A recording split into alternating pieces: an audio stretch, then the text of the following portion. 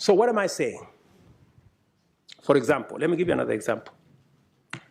We have been to US Africa. We have been to some other engagement with other countries. Now we have been invited for Russia-Africa Summit. We have made a decision, very respectfully as heads of state in Africa, that any engagement with other partners must be an engagement of equals. And for it to be meaningful, if we are going to meet the president of a country, we have organized ourselves that the Troika is going to represent Africa. The chair, the current chair, the past chair, the chair that is coming, and the heads of our regional economic commissions, about 6, 7 people. But what happens? Continuously, when others want to engage with us, they don't want to deal with the Troika. They want to invite 50 heads of state. So we go to a meeting, just explain to me what kind of outcome you expect where 50 heads of state are sitting. Everybody is asked for speak to 1.5 minutes. You speak to for 1.5 minutes. What kind of engagement are you going to get? You're going to get nothing, right? The best that you get is photographs.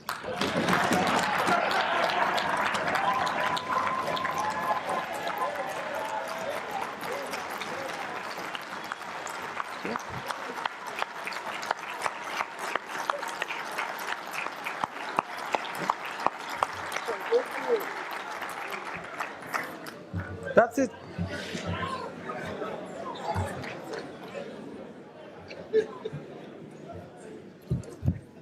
Precisely. You get these photographs, they normally line us up somewhere, you know, crowd of 50 heads of state, you know, and that's all we come home with, you know, because there isn't time to engage any serious country that wants to engage with Africa, yeah, must respect first our architecture. If we have said we are going to be represented by the Troika, why are you inviting 50 people unless you want to sabotage the whole discussion?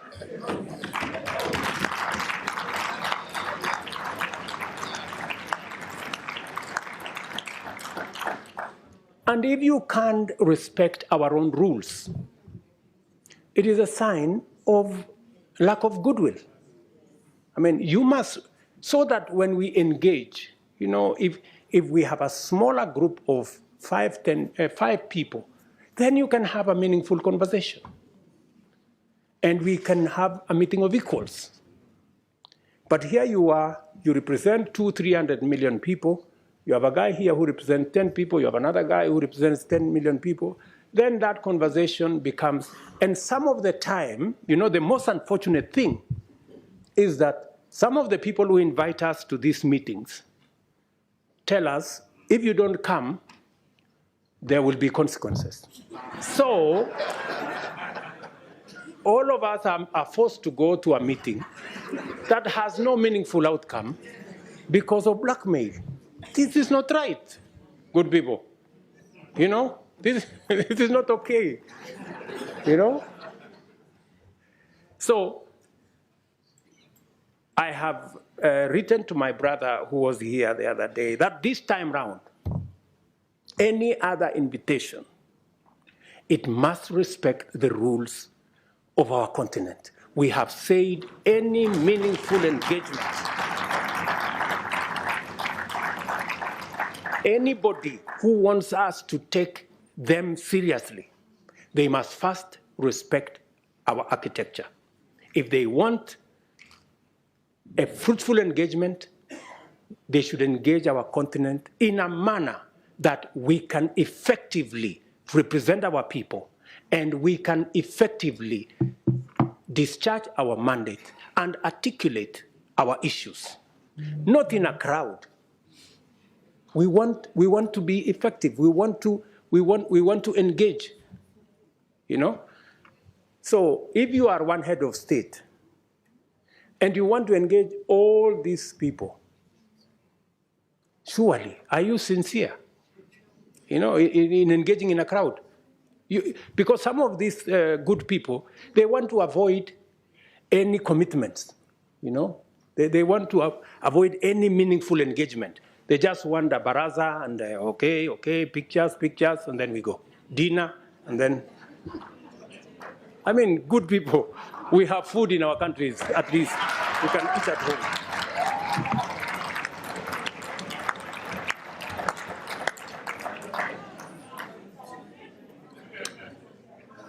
The Africa Union reform agenda must therefore become a priority this session.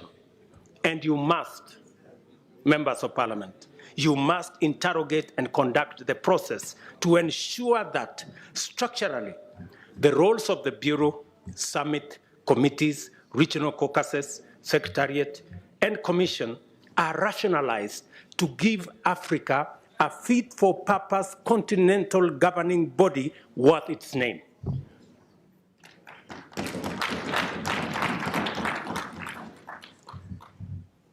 To do so, this Honorable Assembly must urgently review the funding arrangements to ensure that Africa Union budgets are financed primarily by members and secondarily by external partners. In turn, this will require a mechanism where Africa Union member states are up to date with their contributions with regard to all our commitments.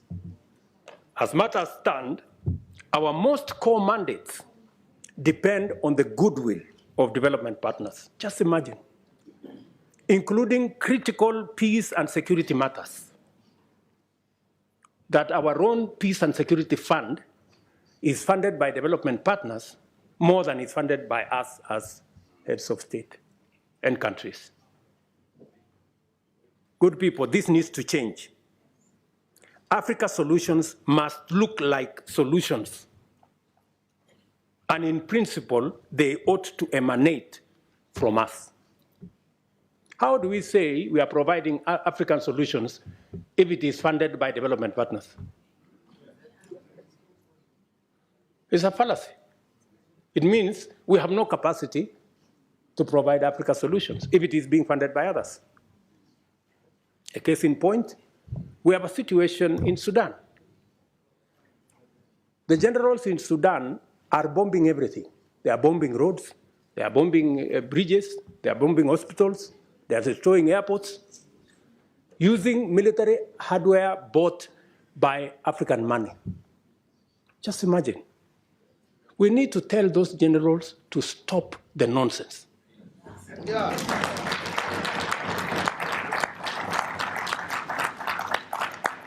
Military capacity is for fighting criminals and terrorists. It is not for fighting children and women and destroying our own infrastructure.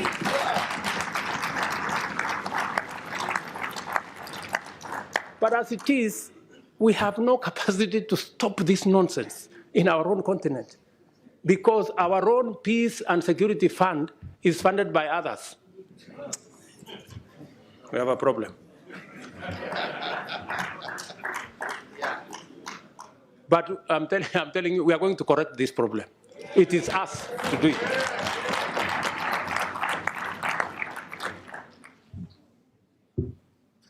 Let me also tell you that I think we're going to have a new, and we need your help. You know, we need your support. You must take up your role. You know, you must take up your role and make sure that our executive, the people running the Africa Union, are held to account.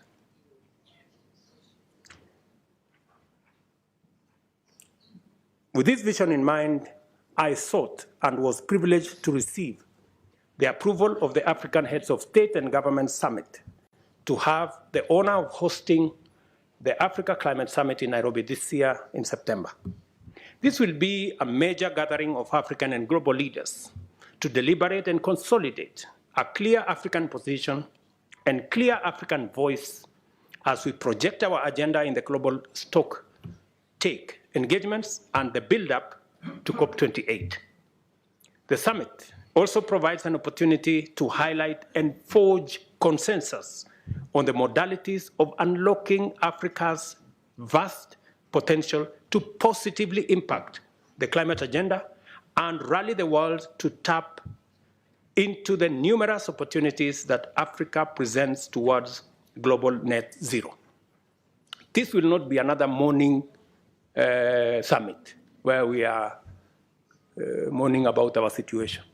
We are going to boldly tell the world we will contribute positively to a solution, and we have what it takes.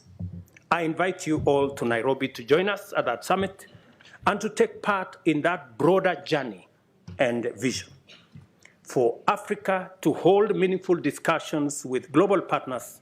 I have told you, Africa heads of state and governments have resolved that partnership summits by external parties shall be reviewed with a view to providing an effective framework for African Union partnerships. And we are going to work together in that manner. Another proposition I want to make to you is the United Nations. This is an important forum for transacting global affairs in diplomacy, peace, security, and trade, among others. But Africa, a continent of 1.2 billion people and a GDP of close to $2 trillion, finds itself disadvantaged by the current configuration of the UN Security Council, a configuration that was established 80 years ago, before the Second World War. But the world has since changed tremendously, we all know. Countries that had not become self-determining have since attained independence and are making a huge contribution to their people, continents, and the world. It is therefore time to reform the UN Security Council and change it from an exclusive club of 5 permanent members to a more representative global council that works for the interests of the whole world.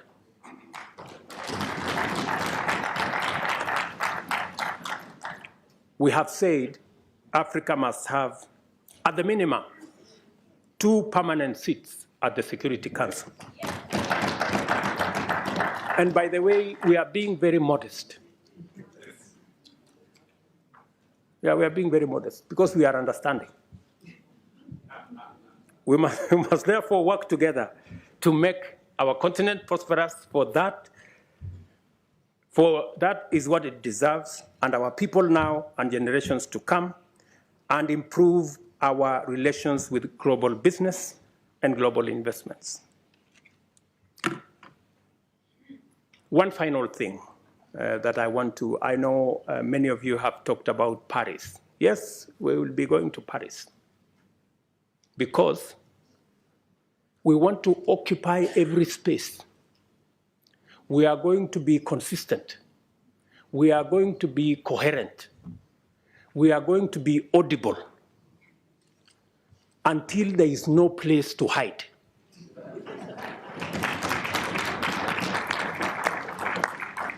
Yeah? Until the conferences are stopped. Otherwise, we will make them noisy, we will make them messy, and there will be consequences. If we are not heard, we are refusing to stay on the margins anymore. Yeah? We want to be at the table. Because we are told the risk of not being at the table is that you could be in the menu.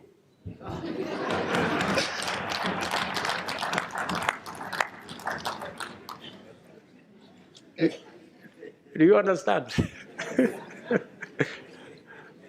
So we are going to occupy every space. And we have been gentlemen for far too long. We are now going to appropriate our place because we have a contribution to make. Ladies and gentlemen, Thank you very much for listening to me. I don't take it for granted. And God bless you.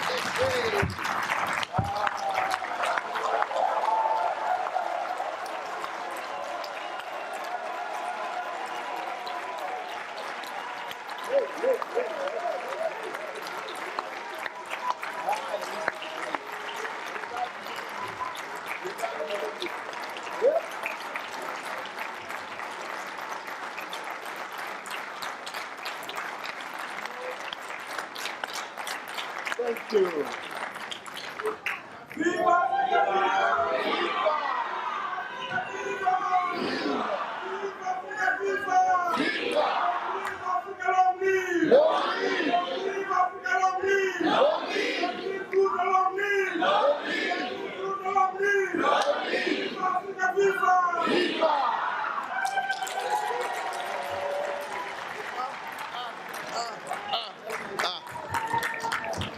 What do we want? Direct justice. What do we want? Direct justice. What do we want? Direct justice. What do we want? Direct justice. When do we want it? Now. When do we want it? Now. When do we want it? Now. Thank you.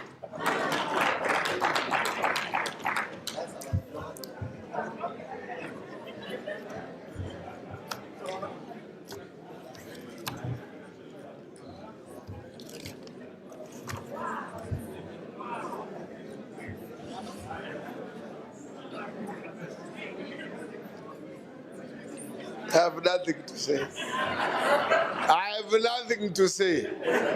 I have nothing to say. Hey! Hey, hey, hey, hey, hey, hey, hey, hey, hey, hey, hey, hey, hey, hey, hey, hey, hey,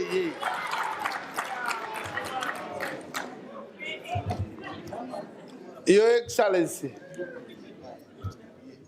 Your Excellency. I am standing here saying, what can I say? Nothing but to just thank you, nothing more. Just thank you. Hey. Yeah. Yeah. At one point, I could see 80% seated and wondering, looking at you like this. Wondering whether this is coming from a president of this continent. People have always wanted to hear what you say, but they don't hear it. You know, you spoke as if you were this side, not this side. Look, look, look, look. You have propelled Africa to another higher level. I tell you. We now have gained confidence in our leadership on this continent. We really have confidence. We now have hope.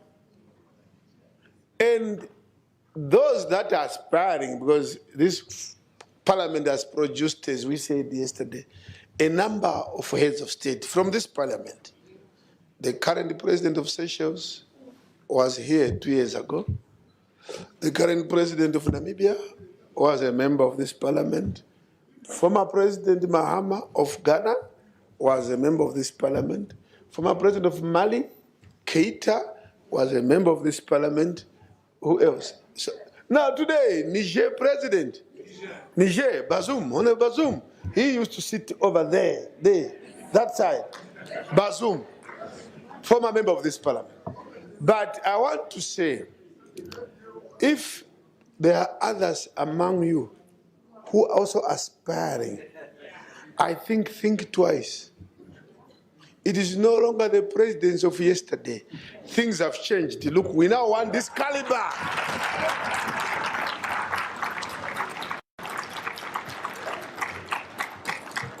This is the caliber now we are looking for. So you may have to withdraw your candidature.